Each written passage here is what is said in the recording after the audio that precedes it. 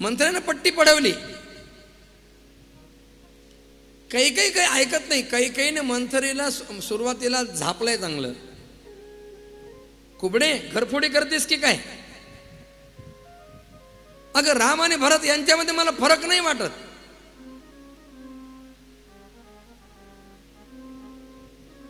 मंथरेने विचार केला हे आपलं सरळ ऐकत नाही. मग त्या मंथरेनं काय केलं, त्या कैकेयीला आपल्या छातीशी धरलं, आलिंगन दिलं आणि कैकेयी बदलली. मंथरेच्या स्पर्शानं त्या ठिकाणी कैकेयीची चित्तवृत्ती दूषित झाली.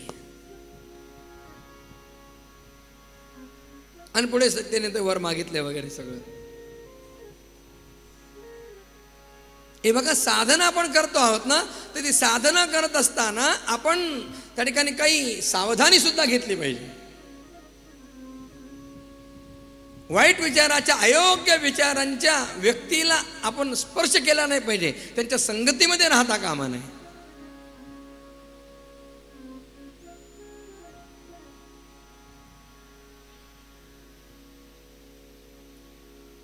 दोन माणसं एकमेकाला भेटली की आता हस्तांदोलन करतात. हे हस्तांदोलन आपली पद्धत नाहीये.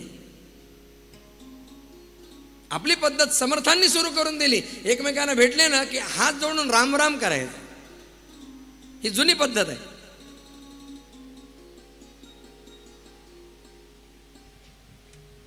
वाईट व्यक्तीचा स्पर्श जर आपल्याला झाला तर आपल्याकडची जी साधना आहे ती तिकडे संक्रमित होते आणि त्या व्यक्तीच्या जीवनामध्ये जे दुर्गुण आहेत ते आपल्याकडे त्या ठिकाणी संक्रमित होतात. फार बारकावे सांगितलेत महाराज. कुणाचं वस्त्र वापरायचं नाही, कुणाच्या चपला वापरायच्या नाहीत. एक प्रसिद्ध कीर्तनकार होते, त्यांचा नेहमीचा कीर्तनाचा फेटा विसरला. म्हणून एकानं म्हटलं, महाराज माझा फेटा घ्या ना, तुम्ही कीर्तन करा. तरी त्यांचा फेटा घालून कीर्तनाला सुरुवात केली. त्यांना कीर्तन काही सांगताच येईना, आठवेच ना पुढे काही.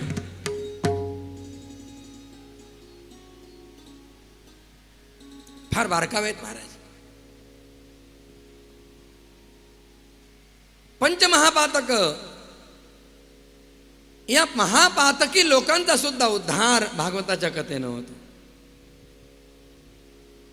कायेन वाचा मनसा पिपातकम नित्यं प्रकुर्वन्ति शठाहटेन ये परस्वपुष्टा मलिना दुराशयाः सप्ताह यज्ञेन कलो पुनन्ति ते.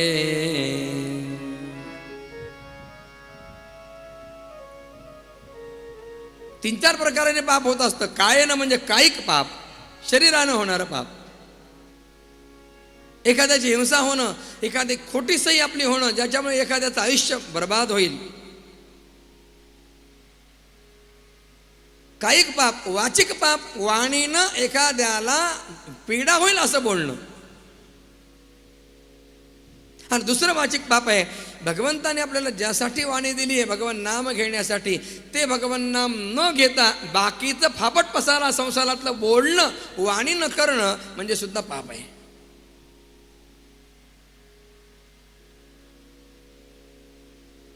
मानसिक पाप आहे तिसरं.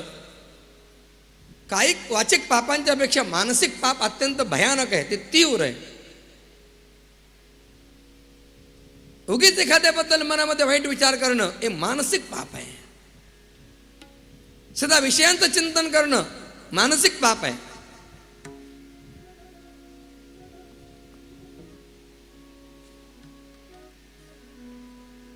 जे धूर्त हट्टानं नेहमी मन, वाणी आणि शरीरानं पापकर्म करीत असतात, मलिन मन आणि दुष्ट वासनांनी युक्त आहेत, ते सुद्धा या कलियुगामध्ये सप्ताहाच्या, भागवताच्या सप्ताह श्रवणानं पवित्र होतात. एक सुंदर कथा सांगू लागले. तुंगभद्रा तटे पूर्वं अभूत्पत्तनमुत्तमं यत्र वर्णा स्वधर्मेण सत्य सत्कर्म तत्परा. तुंगभद्रा नदीच्या तीरावर उत्तम नावाचं एक शहर वसलेलं आहे. सगळ्या वर्णाचे लोक त्या शहरामध्ये गुण्यागोविंदानं राहत आहेत. आपापल्या धर्माचं आचरण करतात. सत्यवर्तन आणि सत्कर्म यामध्ये तत्पर आहेत. आणि अशा या नगरामध्ये एक आत्मदेव नावाचे वेद विशारद भूदेव आहेत. श्रौत आणि स्मार्त दोन्ही कर्मामध्ये निपुण आहे. इतकी तपस्या आहे, नित्य गायत्रीची तपस्या, वेदांचा स्वाध्याय, या सगळ्यांमुळे त्याच्या जीवनामध्ये एक निराळच तेज आलेलं होतं, जणू काही दुसरा सूर्य, द्वितीय भास्करा.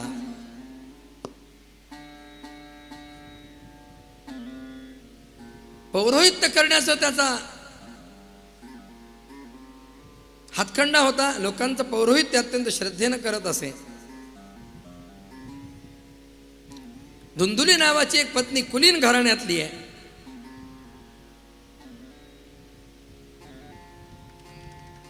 सनत कुमाराने या धुंदुलीच्या स्वभावाचे काही गुण आणि वैशिष्ट्य काही सांगितलेत, काही दोष सांगितलेत. गुण आणि दोष, 3 गुण आणि 6 दोष सांगितलेत. का हो, भागवताची कथा काय कोणाच्या गुणदोषांचं चिंतन करण्यासाठी आहे का? मग इथे का सांगितलं? हे यासाठी सांगितलं की कसं नसावं जीवनामध्ये माणसानं हे कळावं, यासाठी धुंदुलीचं वर्णन सांगितलंय. स्ववाक्य स्थापिका नित्यम सुंदरी सुकुलोद्भवा लोकवार्ता रता क्रूरा प्रायशो बहुजल्पिका शूराच गृहकृत्येषु कृपणा कलह प्रिया. 1.5 श्लोकामध्ये स्वभाव सगळा सापडला.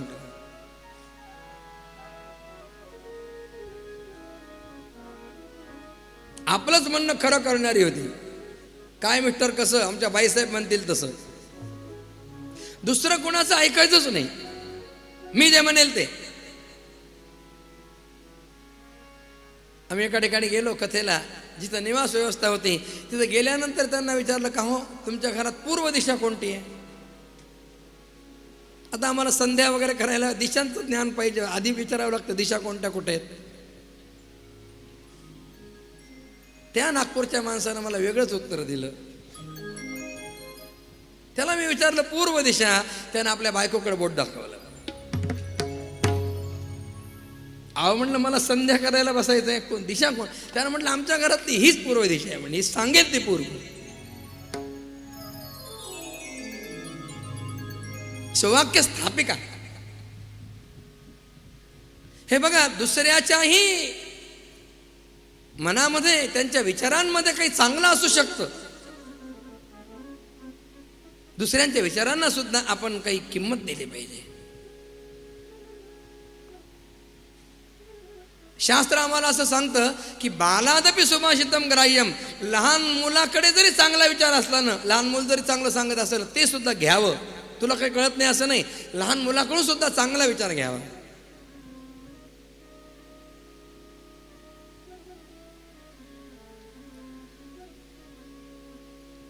मला आनंद होतो हे सगळं ब्रह्मचैतन्य सेवा समितीचं सगळं मंडळ पाहून. इतके सगळे लोक सकाळी 6 वाजता, एवढे लोक. काल रोडे साहेबांचा आमचा विषय झाला की एवढ्या सकाळी इतके लोक सगळे मिरवणुकीला इतक्या उत्साहानं. याचं कारण आहे आपल्या सगळ्यांना गुंफून ठेवणारे गोपाळ काका जे आहेत ना, ते सगळ्यांच्या विचारांचा विचार करणारे, आपलं म्हणणं लादणारे नाहीये. चांगला विचार कोणाकडे असेल ना, तर तो सुद्धा विचार आपण घेतला पाहिजे.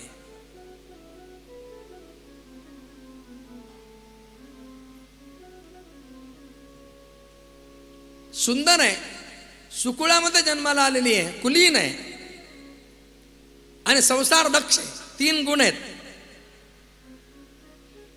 लोकांची निंदा करण्यामध्ये तिला फार आनंद वाटत असे. लोकनिंदा कशाला? कोणाच्या घरात संसारात आपण आपलं लक्ष द्यायचं? आपलं काम भलं, आपली मुलं भली, आपला संसार भला, आपली साधना भली, हे सोडून दुसऱ्याच्याकडे कशाला लक्ष द्यायचं? स्वभावानं क्रूर होती आणि नेहमी बडबड करणारी होती, इतकी बोलणारी होती. एखादा मनुष्य इतका बोलणारा असतो, एखादी बाई इतकी बोलणारी असते ना की आपल्यालाच ते बोलण्याचा कंटाळा येतो. हे बघा, ज्याला साधना करायची, ज्याला परमात्मा प्राप्ती करायची, त्यानं कमीत कमी बोलावं, मितभाषी असावं. ज्ञानोबराने ज्ञानेश्वरीमध्ये सांगितलंय, मी तुला बोलीजे, मोजकं बोलावं, नेमकं बोलावं. जे फार बोलतात ना त्यांना लवकर भगवत प्राप्ती होत नाही. मी नाही सांगत, ज्ञानेश्वर महाराज सांगतात, अनंत वाचाळ बरळती बरळ, त्या कैसेनी दयाळ पावे हरी.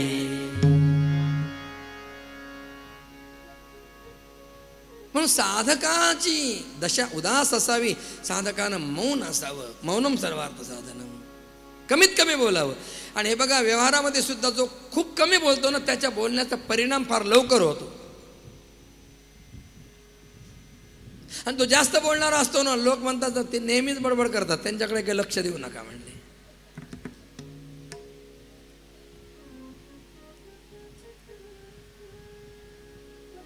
कंजूष आहे हे बघा, स्त्रियांनी कंजूष असता कामा नये. ती अन्नपूर्ण आहे, तिच्या अंतःकरणामध्ये औदार्य असलं पाहिजे. कलहप्रिया, भांडण करणं तिला फार आवडायचं. हे दोष का सांगितले की यापैकी आपल्या जीवनामध्ये एखादा दोष आहे का. भागवत कथा म्हणजे नुसतं कथा नाही, गोष्ट नाही ऐकायची. आपल्या जीवनामध्ये आपण थोडंसं ताडून पण पाहायचंय, आत्मपरीक्षण पण करायचंय की यापैकी आपल्या नित्याच्या व्यवहारामध्ये काही आहे का. असेल तर ते एक एक काढून दुर्गुण दूर करायचा. 10-20 दुर्गुण असतील ते निघून गेले तर झालं ना, उद्धारच होईल ना आपला.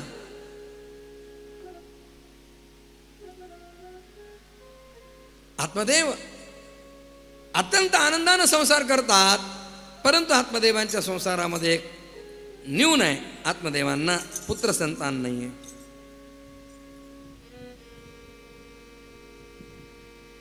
संतान प्राप्तीसाठी खूप काही अनुष्ठानं केली,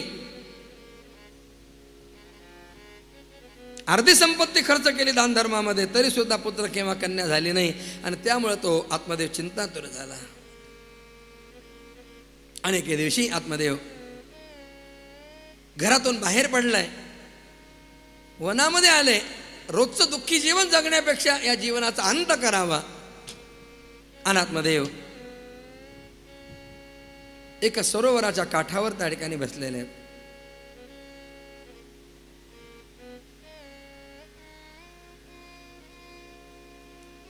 शोक करू लागला. परंतु आत्मदेवाचा भाग्योदय झाला म्हणावं. त्याच रस्त्यानं त्या तळ्याच्या काठावरनं एक साधू महात्मा चाललेले होते, एक स्वामीजी चालले होते.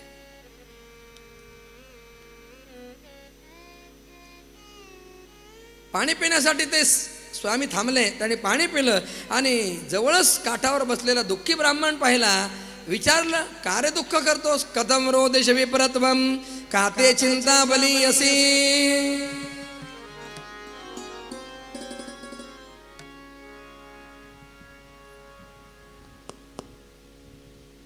तुझ्या दुःखाचं कारण मला सांग, तू चिंताग्रस्त दिसतोयस.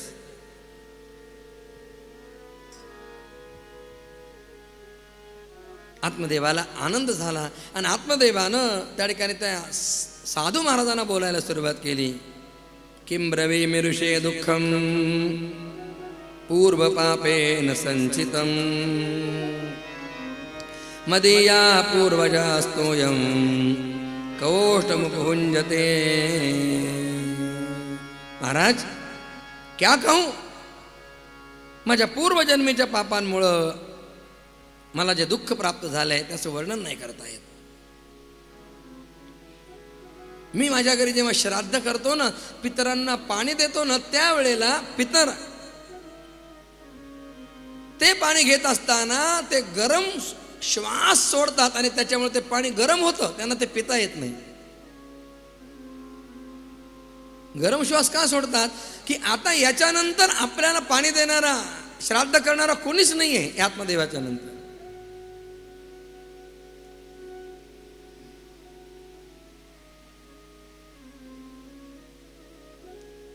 काय करू महाराज,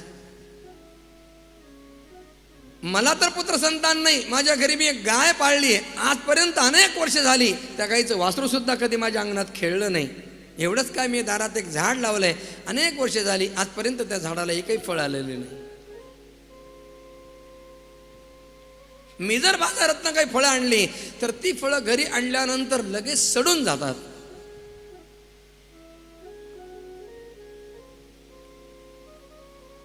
मी असा अभागी संतानहीन असल्यामुळं माझ्या या जीवनामध्ये अर्थ काय आहे महाराज, आणि कशासाठी जीवन जगू?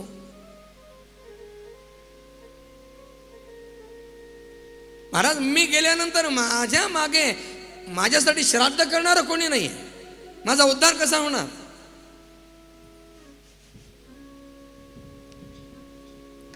महाराज, त्या यतिराजांच्या मनामध्ये करुणा उत्पन्न झाली आणि त्यांनी आत्मदेवाच्या कपाळावरचं विधिलिखित वाचलं आणि त्यांनी सांगितलं, मी काय आहे सांगतो ते ऐक. सप्तजन्मावधी तव पुत्रो नैवच नैवच. एक जन्म घेऊन काय बसला, तुझं प्रारब्ध इतकं खडतर आहे, 7 जन्मापर्यंत तुला संतान होणार नाही.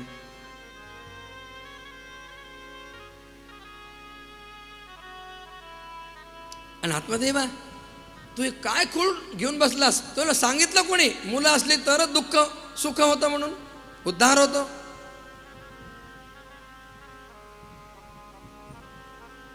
आत्मदेवा, तुला माहिती नाही, जगामध्ये असे कित्येक लोक आहेत ज्यांच्याकडे मुलं आहेत म्हणून दुःख आहे. सगळेच पुत्रवान काय सुखी आहेत काय?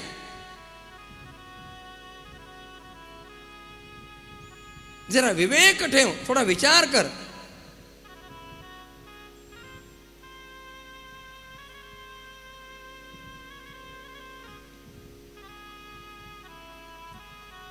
मुलांनी आपल्यासाठी श्राद्ध करावं मग आपला उद्धार व्हावा. अरे, कुणावर उद्धारासाठी विसंबून राहण्यापेक्षा मला तर असं वाटतं की आपल्या जीवनामध्ये, आपल्या शरीरामध्ये प्राण आहेत तोपर्यंत आपणच आपल्या शरीररूपी पिंडाचं दान भगवंताच्या पायावर करावं आणि आपल्या जीवनाचा उद्धार करून घ्यावा. उद्धरेदात्मनात्मानं आत्मानम अवसादये आत्मयो ह्यात्मनो बंधुः आत्मयो रिपुरात्मनः. गीतेचा संदेश आहे, उद्धरेद आत्मनात्मानम. आपुली आपण करा सोडवन संसार बंधन तोडा अवेगी.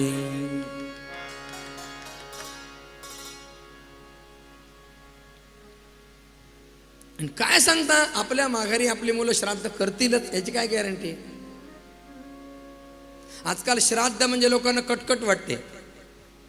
बरेच लोक मी असे पाहिलेत की श्राद्धाच्या दिवशी काय करतात, एखाद्या अनाथाश्रमात अन्नदान करतात. झालं श्राद्ध म्हणे. अन्नदान करण्याला विरोध नाही, पण ते केलं म्हणजे श्राद्ध झालं असं होत नाही. श्राद्ध श्राद्धाच्या पद्धतीनंच केलं पाहिजे. श्रद्धया देयते इदमिति श्राद्धम. आणि श्राद्ध म्हणजे काय सांगू का? श्राद्ध म्हणजे ज्यांनी आपल्याला लहानाचं मोठं केलं, ज्याने आपल्याला जीवन जगायला लायक बनवलं, त्या आई वडिलांच्या बद्दलची कृतज्ञता, ती कृतज्ञता व्यक्त करणं म्हणजे श्राद्ध आहे.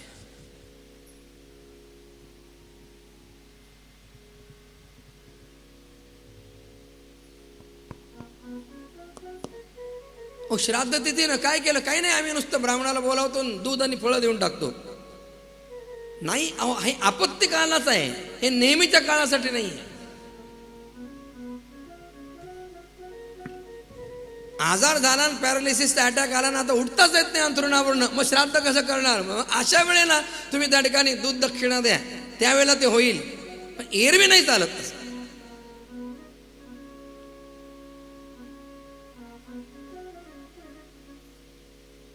ज्या दिवशी श्राद्ध असतं ना, त्या दिवशी आपले पितर सकाळीच आपल्या दाराशी येऊन उभे राहतात. आणि जर श्राद्ध केलं तर ते प्रसन्न होऊन जातात, आणि श्राद्ध केलं नाही तर संध्याकाळपर्यंत वाट पाहतात आणि शाप देऊन निघून जातात.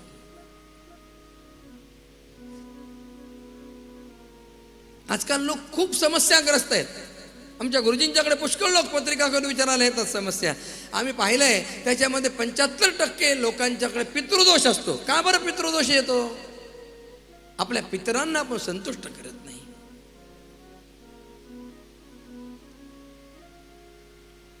पितर जर संतुष्ट झाले ना तर विवाहाचं कार्य अडत नाही. पितर संतुष्ट झाले, संततीचं कार्य अडत नाही. पितर संतुष्ट झाले, संपत्ती कमी पडत नाही.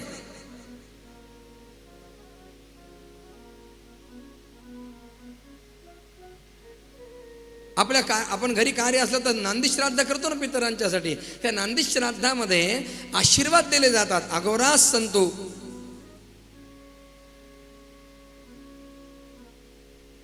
भवतो बहु अन्नम.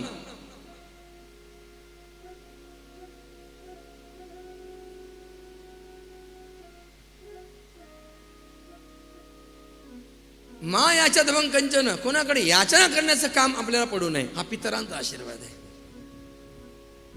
गोत्रन्नो विवर्धन्ताम अभिवर्धन्ताम वो गोत्रम, दातारन्नो विवर्धन्ताम अभिवर्धन्ताम वो दातार, संततिर्नो विवर्धन्ताम, आमची संतती वाढावी, आमची श्रद्धा वाढावी, हे सगळं पितरांकडून मिळतं.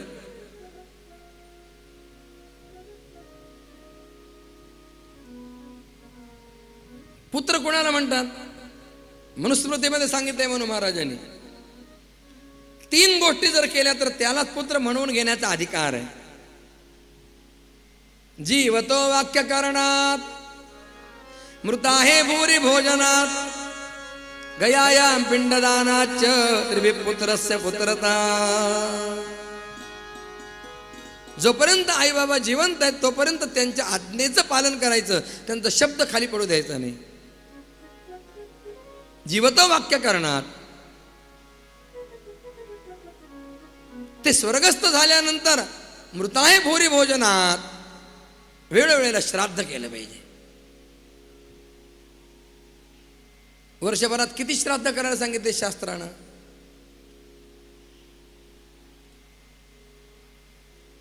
मी सांगितलेला आकडा ऐकला ना तर तुमचे डोळे पांढरे होतील. वर्षभरामध्ये शास्त्रानं 96 श्राद्ध करायला सांगितले. 96.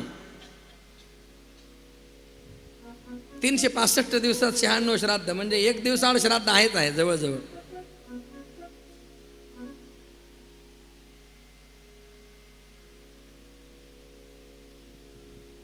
शहाण्णव श्राद्ध करणारे आहेत. मी आता मागच्या 2 महिन्यापूर्वी टाटानगर जमशेदपूरला गेलो होतो कथेला. तिथे जे यजमान होते ज्यांच्याकडे कथा होती ते 96 श्राद्ध करत असत वर्षभरामध्ये पितरांच्यासाठी. युगादी, मनवादी, अमावस्या, पौर्णिमा अशी संख्या आहे त्याची 96 श्राद्धांची. एवढं नाही झालं तरी किमान 2 तरी श्राद्ध झाली पाहिजेत. पितृपक्षामधलं 1 श्राद्ध आणि पुण्यस्मरणाचा दिवशीचा 1 श्राद्ध.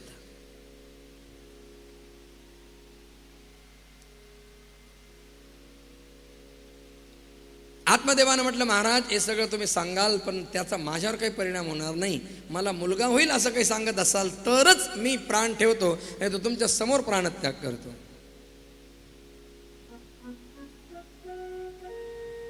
आत्महत्या हे काही बरं नाही, हे काही सोल्युशन नाही, हे काही उत्तर नाही समस्येवर. लोक सहज आत्महत्या करतात. तुकाराम महाराज म्हणतात, तुका म्हणे आत्महत्या रे पातकी. आत्महत्या करणाऱ्याला मुक्ती मिळत नाही कधीच. आत्महत्या सोल्युशन नाहीये, तो पळपुटेपणा आहे. संकट आलं ना त्या संकटाला धीरानं सामोरं जावं.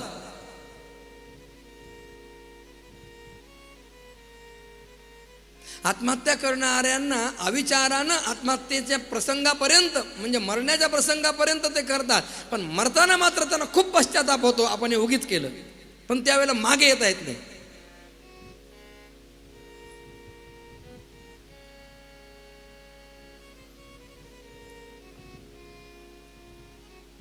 हे बघा, प्रारब्ध हे कोणाचं बदलत नाही. प्रारब्ध कर्मणाम भोगादेव क्षय हा नियम आहे. परंतु संत महात्म्याने जर मनात आणलं ना तर संत महात्मे प्रारब्ध बदलवू शकतात.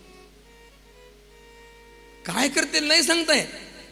महाराज इंदूरला गेले होते जिजीबाईंच्या घरी, आणि त्या जिजीबाईची मुलगी पहिलट करीन पहिल्यांदाच बाळणपणाला आलेली, खूप घाबरत होती.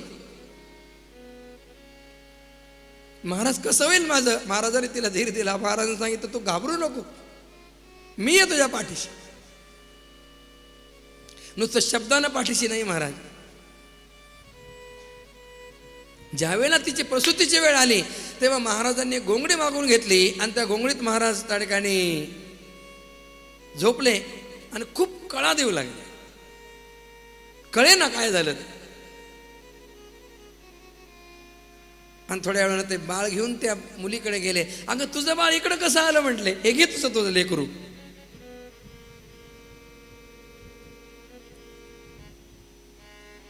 प्रारब्ध बदलवण्याचा अधिकार फक्त संतांना असतो महाराज. करील ते काय नोहे महाराज, परिपाहे बीज शुद्ध अंगी.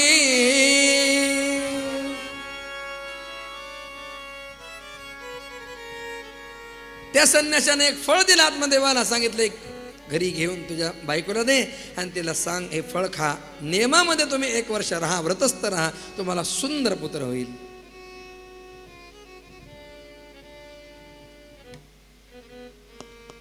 अत्यंत आनंद झाला महाराज आत्मदेवाला. त्या साधूंना प्रणाम केला, साष्टांग दंडवत प्रणाम. घरी आला, आपल्या पत्नीला ते फळ दिलं. पण ती मोठ्या विचित्र स्वभावाची होती. तिनं फळ खाल्लं नाही, कुतर्क केला. गावामध्ये मैत्रीण होती तिची, जेवा भाव असते ना प्रत्येकीची जेवा भावाची. तिला सगळं सांगितलं. तिनं म्हटलं हे बघ तुला नकोय ना. तिचा विचार असा होता की मुलं बाळ एवढं कशाला पाहिजेत. वंध्यावा विधवा नारी सुखिने चेतमे मती. वांज असलेलं बरं किंवा विधवा असलेलं बरं. वाईट विचाराची होती.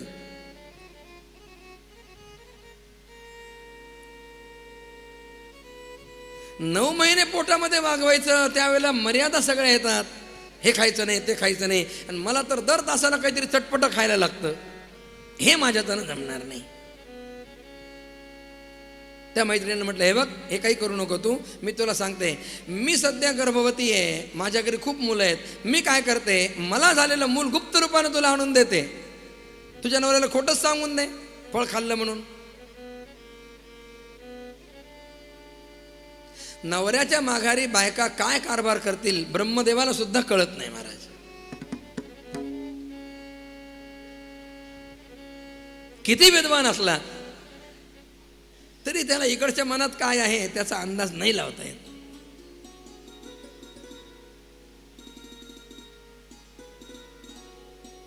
स्त्रियश्चरित्रम पुरुषस्य भाग्यम देवो न जानाति कुतो मनुष्यः. आत्मदेवाला खरं वाटलं. तिनं ते गाईला फळ खाऊ घातलं, खोटं नाटक केलं. मूल झाल्यानंतर मूल आणून दिलं. आत्मदेव यज्ञाला गेले होते. आत्मदेवांना कळल्याबरोबर ते आले. आत्मदेवानं पुत्रोत्सव केला, जातकर्म नावाचा संस्कार केला.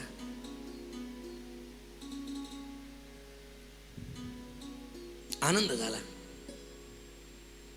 12व्या दिवशी नाव ठेवलं धुंदुकारी.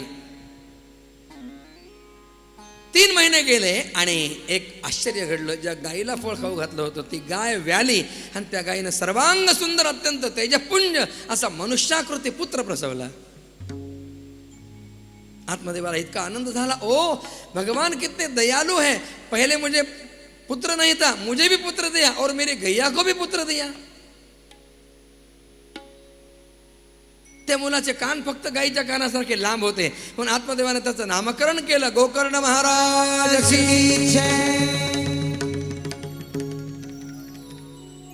हळूहळू मुलं मोठी झाली. शुद्ध बीजा पोटी, फळे रसाळ गोमटी.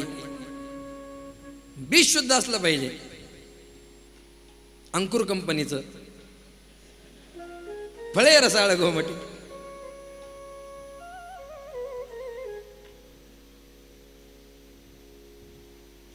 दोन मुलं मोठे झाल्यानंतर वेगवेगळ्या मार्गाने जाणारे निघाले.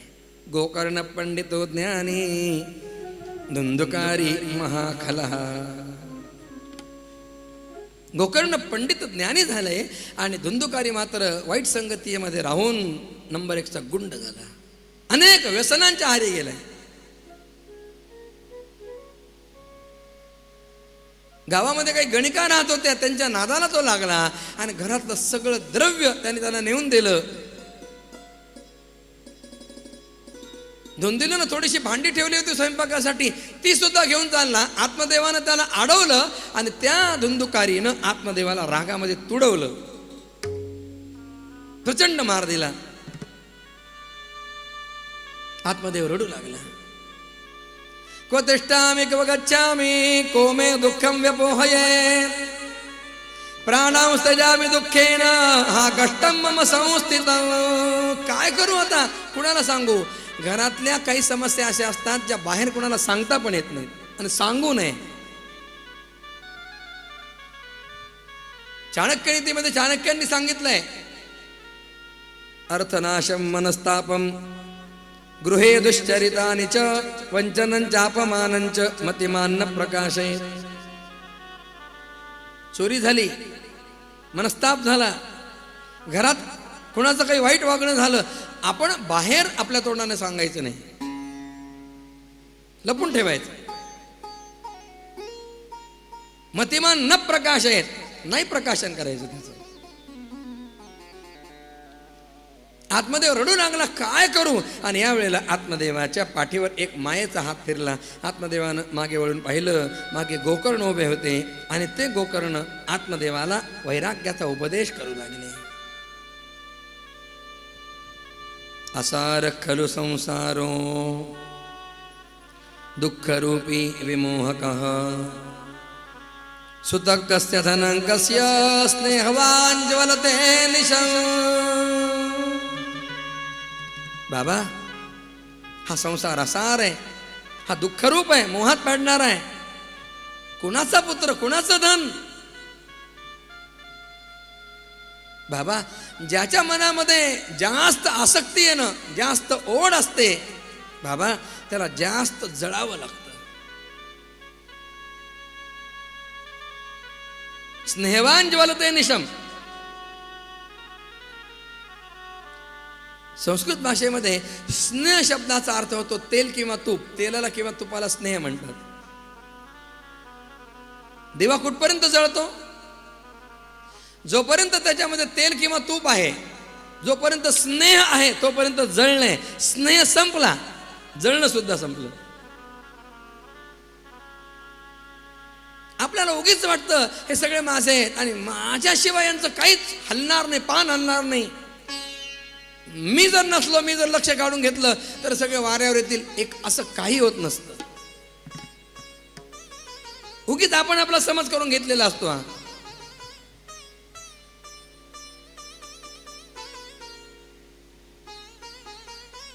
लोक म्हणतात, महाराज मी नसल्यावर काय होईल? काही नाही, आता जे ना त्याच्यापेक्षा चांगलं होईल. आपल्याला उगीच वाटतं मी नसलो की काय होईल.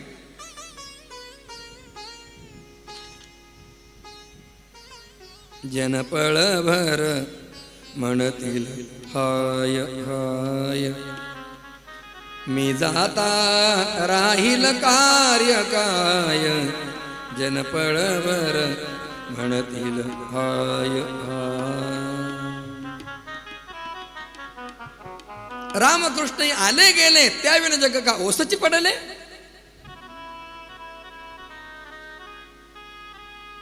बाबा, सुख आहे ना इंद्राला सुद्धा नाही, चक्रवर्ती सम्राटाला सुद्धा सुख नाहीये. तुम्हाला जर सुख प्राप्त करायचं ना तर सुख फक्त केवळ विरक्त माणसाला आहे. सुखमस्ती विरक्तस्य मुनेर एकांत जीविना. म्हणून आदिशंकराचार्य महाराजांनी म्हटलंय, कौपीनवंतः खलु भाग्यवंतः.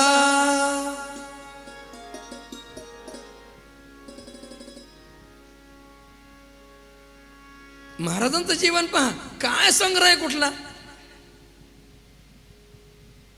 वस्त्र सुद्धा असलं तर असलं, एक लंगोटी बस झाडली निघाले. पण काही नसताना सुद्धा महाराज त्यांच्यासारखं श्रीमंत कोणीच नाही.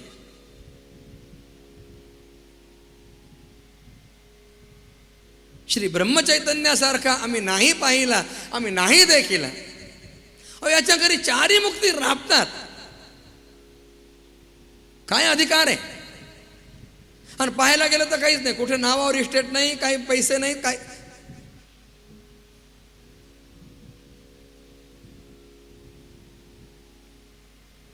बाबा जो विरक्त आहे ना त्याला खरं सुख आहे. तुम्हाला हा माझा पुत्र आहे, ही माझी पत्नी आहे, ही आसक्ती आहे म्हणून हे दुःख आहे. बाबा अज्ञानाचा त्याग करा, मोहामुळे नरक प्राप्ती होते. हे शरीर नाहीसं होणारच आहे म्हणून सर्वसंग परित्याग करून वनामध्ये जा. फार भारीचा उपदेश केलाय गोकर्णाने.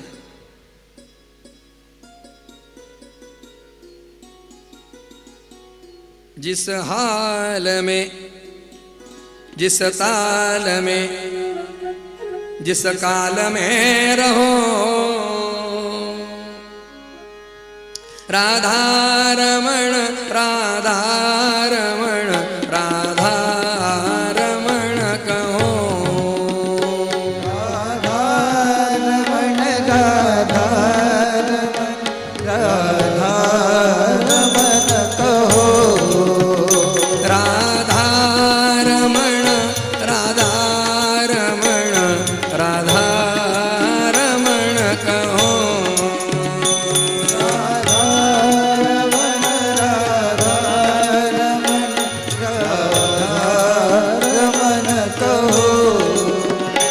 जिस काम में जिस धाम में जिस नाम में रहो, जिस काम में जिस नाम में जिस नाम में रहो. संसार में परिवार में घर बार में रहो. संसार में परिवार में घर बार में रहो. राधा रमण राधा रमण राधा रमण कहो. टाळी वाजवा, सगळ्यांनी टाळी वाजवा. राधा रमण कहो. राधा रमण राधा रमण राधा रमण कहो.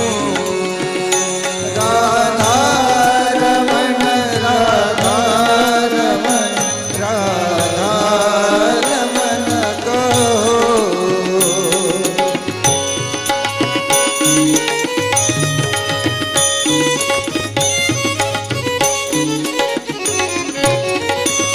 जिस रंग में जिस ढंग में जिस संग में रहो.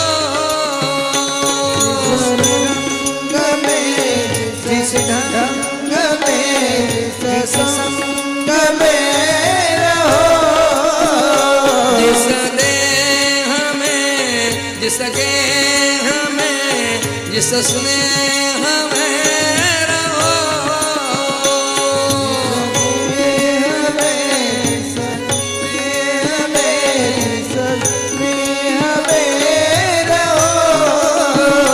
जिस राग में अनुराग में वैराग में रहो. अनुराग में वैराग में राधा रमण राधा रमण राधा रमण कहो. राधा रमण राधा रमण राधा रमण कहो. जिस मान में सम्मान में अपमान में रहो. समान में सम्मान में अपमान में रहो.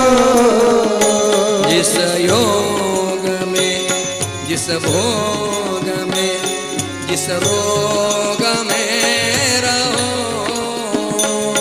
जिस योग में जिस भोग में जिस रोग में रहो.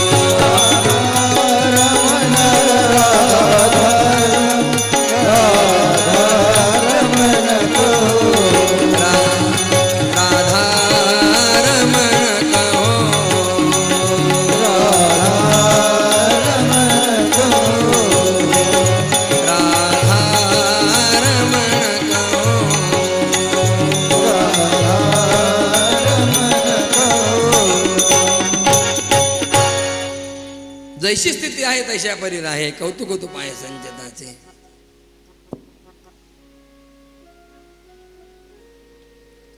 आत्मदेवाला फार सुंदर उपदेश केला निवृत्ती धर्माचा, अर्थात वानप्रस्थ ज्यांचा सुरू झालाय त्यांच्यासाठी हा उपदेश अत्यंत महत्वाचा आहे. 2 श्लोकामध्ये बहारीचा उपदेश केलाय. देहेस्ते मांसरुधिरे विमतिंत जत्वम जाया सुता दुष सदा ममतां विमुंच पश्यानि संजगदिदं क्षणभंगनिष्ठं वैराग्यरागरसिको भव भक्तिनिष्ठः. बाबा, या शरीरावर तुम्ही आसक्ती धरता, प्रेम करताय. शरीर काय आहे? हाड, मांस, रक्त, पू, विष्ठा, मूत्र इत्यादिकांनी भरलेलं हे भांडार आहे.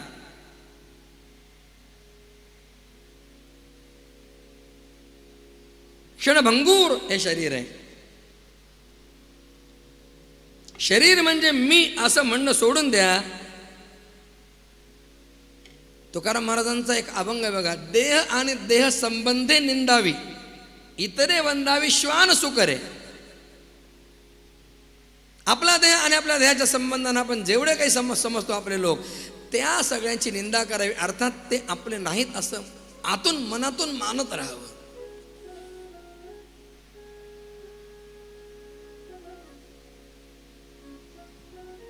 मान्य आपल्याला प्रपंचामध्ये वेगवेगळी भूमिका वठवावी लागते,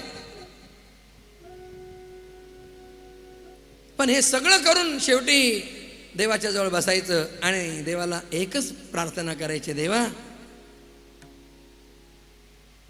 फक्त तू माझा आणि मी तुझा आहे.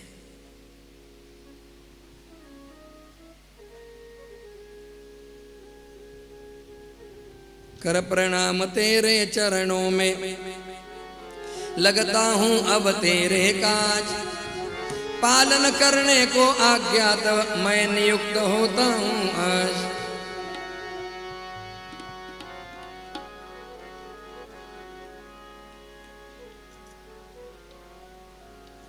बाबा, हे सगळं जगत क्षणभंगूर आहे. क्षणभंगूर नाही भरवसा, वारे सावध थोडा माया आशा. काही नचले मग गळा पडेल फासा, पुढे हुशार थोर आहे ओळसा. राम राम स्मरा आधी, लाहो करा गाठ घाला मूळ बंदी. सांडावा उगिया उपाधी, लक्ष लावून रहा गोविंदी गा.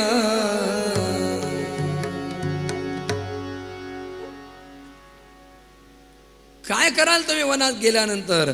धर्मं भजस्व सततं त्यज लोक धर्मान. धर्माचं पालन करा. आपल्याला भगवंताने ज्या धर्मामध्ये जन्माला घातलेलं आहे, ज्या वर्णामध्ये जन्माला घातले, त्या वर्णाला उचित असा जो धर्म आहे त्या धर्माचं पालन करणं. अगाजया जे विहित ते ईश्वराचे मनोगत.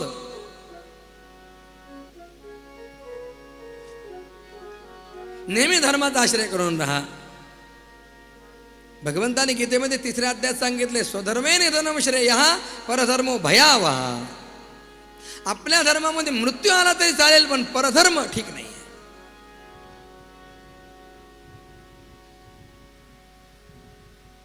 त्याच्या लोकधर्मान, लोकधर्मांचा त्याग करा. म्हणजे लोक काय म्हणतील याचा विचार करू नका.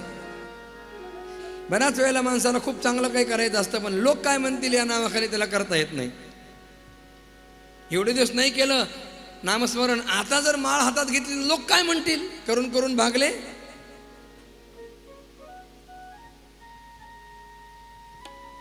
याला लोकधर्म म्हणतात. हे बघा, तुम्ही काही जरी केलं ना तरी 100% लोक तुम्हाला चांगलं म्हणणारे सापडणारच नाही.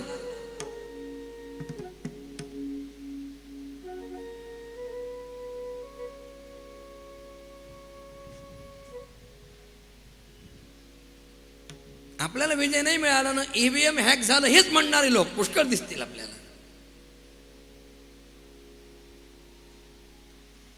आम्हाला लहानपणी ती गोष्ट होती बघा त्या कुंभाराची. तो कुंभार आणि त्याचा मुलगा गाढव विकायला निघाले. मुलगा बसला तरी लोक नाव ठेवतात, हा बाप बसला तरी नाव ठेवतात, दोघे बसले तरी नाव ठेवतात, दोघे उतरलं तरी नाव ठेवतात. कसं राहावं, कसं वागावं? हे बघा, तुम्ही कसंही करा, तुम्हाला 100% चांगले म्हणणारे लोक सापडणार नाही. म्हणून अशा वेळेला काय करावं? ऐकावे जनाचे आणि करावे आपल्या मनाचे नाही, महाराजांच्या मनाचे, संतांच्या मनाचे. संतांचे संगती मनोमार्गे गती, आकळावा श्रीपती येणे पंथे. आपल्या स्वतःच्या मनानं जर गेला तर काय होईल माहितीये का? ज्ञानोबा सांगतात, मनोमार्गे गेला तो येथे चिमुकला, हरिपाठी स्थिरावला तोची धन. बाबा, साधू पुरुषांची सेवा करा, संतांची सेवा करा, विकारांचा त्याग करा, जय काम तृष्णाम. आणि महत्वाची गोष्ट सांगितली, अन्यस्य दोष गुणचिंतन माशु मुक्तवा. दुसऱ्याच्या गुणदोषाचं चिंतन अजिबात करायचं नाही. कोण कसा आहे याचं अजिबात चिंतन करायचे नाही. आपण कसे हो त्याची तुलना अजिबात करायची नाही.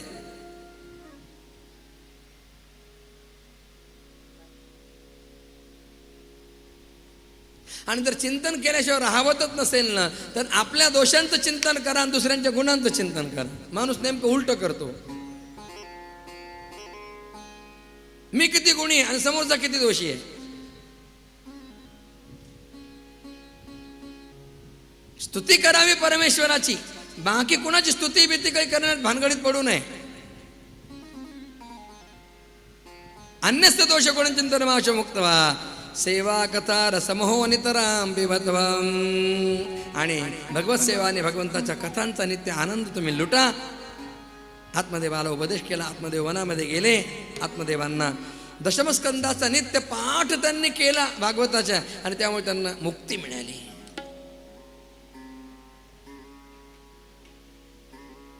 आत्मदेव निघून गेल्यानंतर गोकर्ण सुद्धा तीर्थयात्रेला निघून गेले.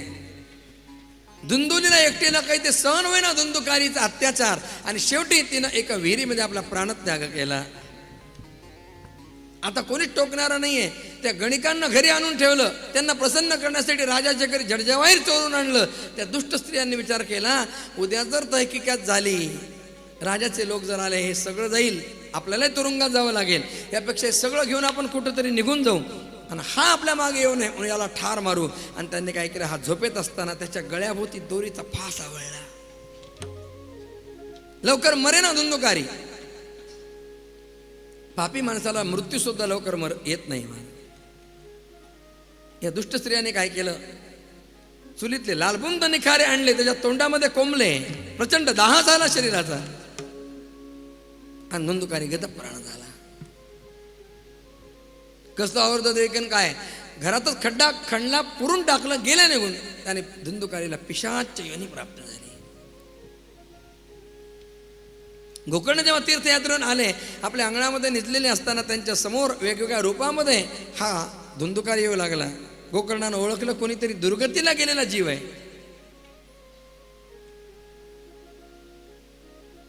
कमंडलूतलं जल अंगावर प्रोक्षण केलं, विचारलं कोण आहे. वाणी फुटली, वाचा फुटली, बोलू लागला, अम्राता त्वदीयोस्मी धुंदुकारी नामतः स्वकीयेनैव दोषेण ब्रह्मत्वन्नाशितं मया. गोकर्णा, मी दुसरा तिसरा कोणी नाही, तुझाच भाऊ आहे, मोठा भाऊ धुंदुकारी. माझ्या केलेल्या दोषामुळे मला या अवस्थेला यावं लागलं. मला इथे खूप त्रास होतोय रे, कृपा सिंधो गोकर्णा, मला यातून सोडव रे. गोकर्णानं म्हटलं, तुझा मृत्यू झाला आहे मला कळलं, मग मी गया क्षेत्रामध्ये होतो, मी तुझ्यासाठी तिथे पिंडदान केलं, श्राद्ध केलं, तरी तुझी मुक्ती झाली नाही. धुंदुकारीने म्हटलं, माझं पापच इतकं मोठं आहे, इतकं भयानक आहे, गया श्राद्ध शते नापी, 100 श्राद्ध जरी केले तरी मुक्ती होणार नाही. आणि दुसरी एक संगती आमचे सद्गुरुवर्य चंद्रशेखर महाराज देगलूरकर यांनी सांगितली. धुंदुकारीने म्हटलं, श्राद्ध करायचं झालं तर ज्याचं श्राद्ध करायचंय त्याच्या नामगोत्राचा उच्चार करावा लागतो की नाही. गोकर्ण, तू श्राद्ध करत असताना माझ्या नामगोत्राचा उच्चार कोणता केला असशील? जे आत्मदेवांचं गोत्र आहे त्याचा उच्चार केला असशील, पण मी आत्मदेवांच्या गोत्राचा नाहीच आहे. हे रहस्य कुणालाच माहिती नव्हतं माझ्या आईशिवाय. म्हणून तुम्ही जर श्राद्ध माझ्यासाठी कराल तर ते मला प्राप्त होणार नाही. दुसरा काही उपाय शोधा. गोकर्णानं ब्रह्मसभा भरवली, त्यांच्यासमोर निवेदन केलं. सगळेजण आश्चर्यानं बोलू लागले की गया श्राद्धानं जर मुक्ती नाही तर दुसरा उपाय कोणता आहे? अजून यापेक्षा मोठा उपाय तर कोणता नाही. एकानं म्हटलं तुम्ही सूर्यनारायणाला विचारा, आणि गोकर्णानं आपल्या तपोबलानं सूर्याचं स्तंभन केलं. सूर्यनारायणाला विचारलं, भगवान सूर्यनारायणाने सांगितलं याला एकच उपाय आहे, श्रीमद भागवतान मुक्ती सप्ताहं वाचन कुरु. श्रीमद भागवताच्या सप्ताहानं मुक्ती मिळेल.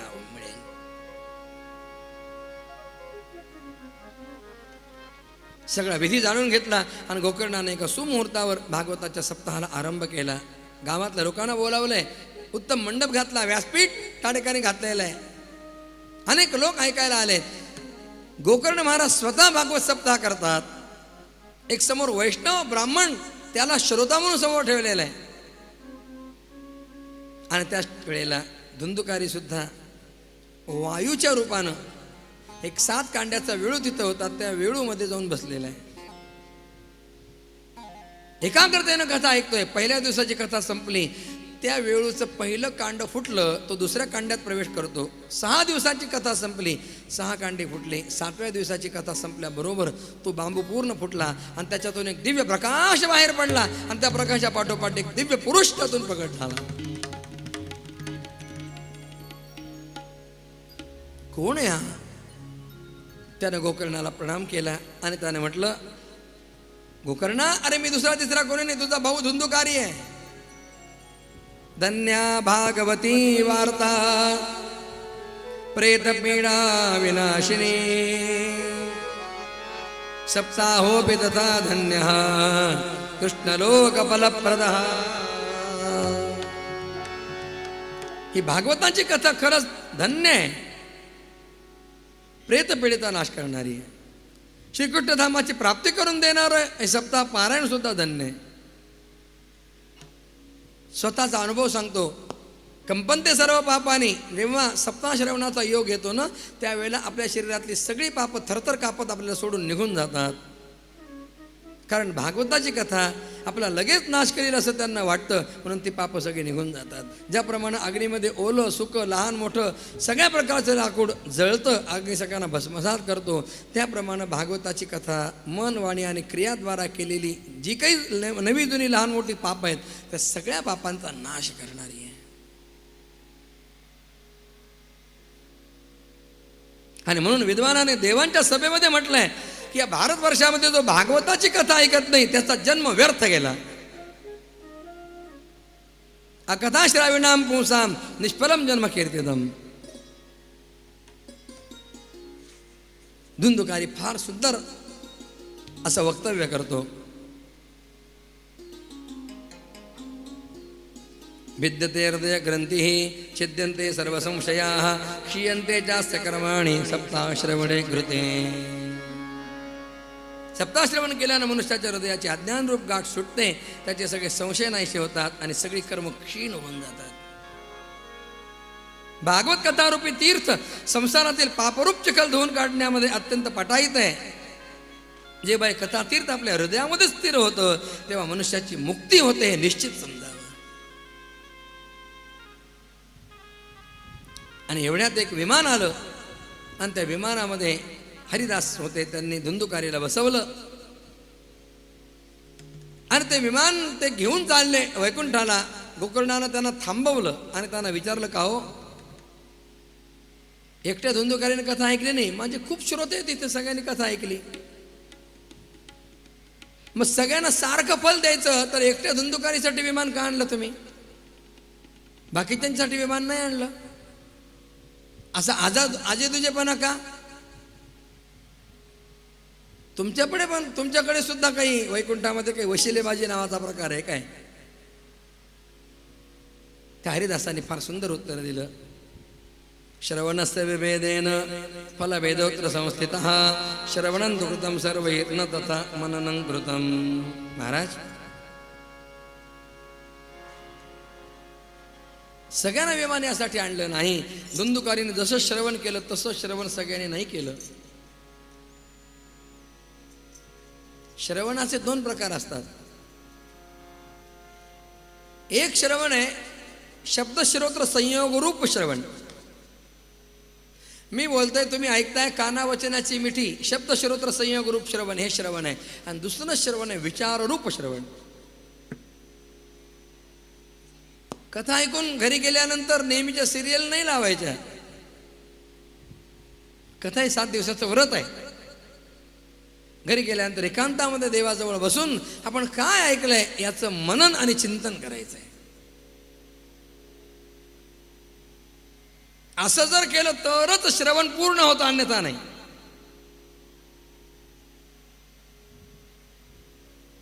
नळी फुंकीले सोनारे इकडून तिकडे वाहिले वारे, या कानानं ऐकायचं आणि या कानानं सोडून द्यायचं.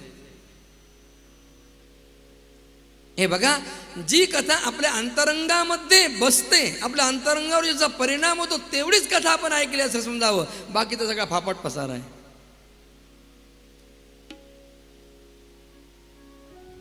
कथा अंतरंगाला भिडली पाहिजे. एकाग्रतेने आपण श्रवण केलं पाहिजे.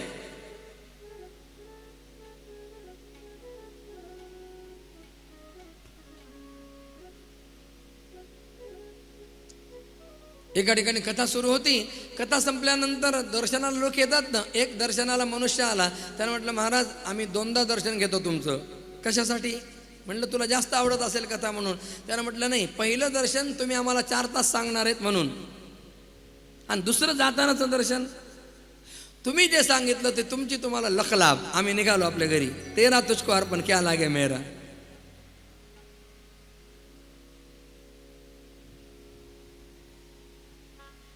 महाराज, भगवंताची कथा इतक्या एकाग्रतेने ऐकावी की आपल्या अंतरंगावरती ठसली पाहिजे.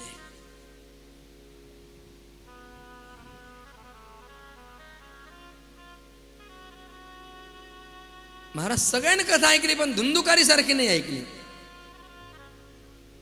धुंदुकारीनं 7 दिवस उपोषण केलंय, उपवास केलाय आणि कथा ऐकली.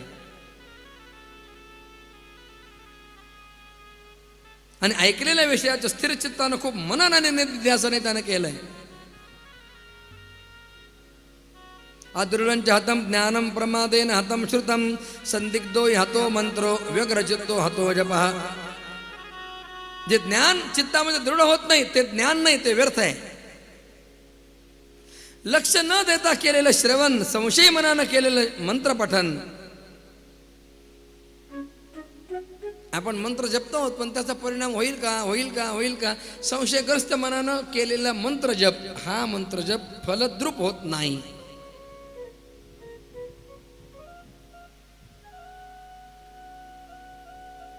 आणि मन इकडे तिकडे भटकत असताना केलेला जप, व्यग्र चित्तो हातो जपा, तोही फलद्रूप होत नाही. माला फिरे हाथ में मनवा 14 फिरे.